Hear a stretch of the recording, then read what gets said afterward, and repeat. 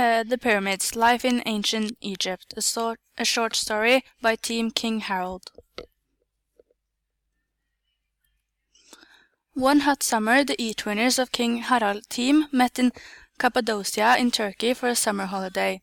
This was a school trip. During their trip to Cappadocia, they went on a guided tour in an underground city.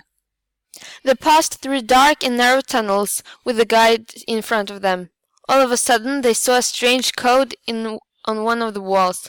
They touched it, and a very small door in front of them opened. Only one person could enter.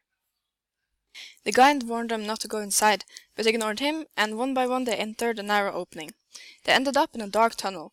Carrying their torches, they explored the tunnel until they reached a place where they couldn't go backwards or forwards anymore. The torches stopped burning. They were afraid and didn't know what to do.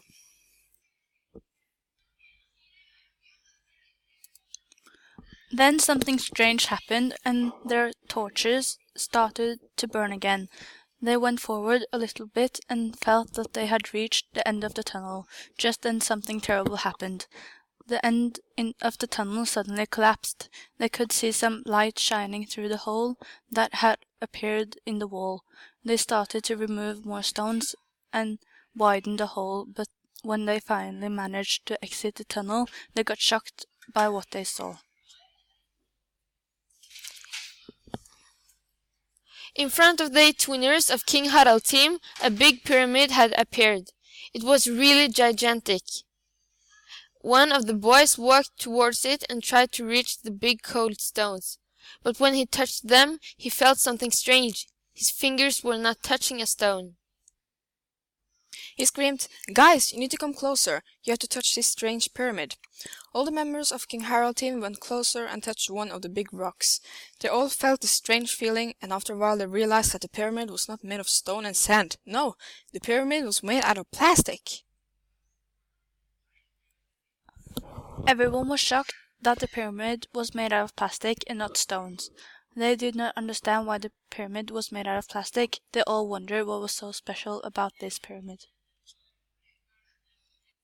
When they finally arrived back at their vacation camp, the E-Twinners of King Harald team started researching the history of the pyramid, but did not find much. However, they did not stop searching, and after 2 days one of the girls found a website written in Egyptian. No one in the group understood Egyptian, so they had to go to the nearest city and ask one of the wise men there. When they got to the man, they asked if he could translate something for them. "Of course I can," he answered friendly. He translated every word, and after that they went back to the vacation camp, still in shock. They talked for hours about what they should do now. They agreed to go back to the pyramid and look for the secret door. They had read about it on the website, and the wise man had translated the text for them. The next day, they went back to the pyramid. They tried to find a way in by touching it, but that was impossible. They couldn't find any entrance. Then a boy decided to try to get in via the top of the pyramid. They all thought that was a good idea, but they didn't know what they were going to see in there. Finally, they managed to enter the pyramid. It was amazing. They discovered paintings on the walls which represented life in ancient Egypt. There were paintings of people, animals, houses, and many more other pyramids. They learned a lot about life in ancient Egypt and the Egyptians themselves.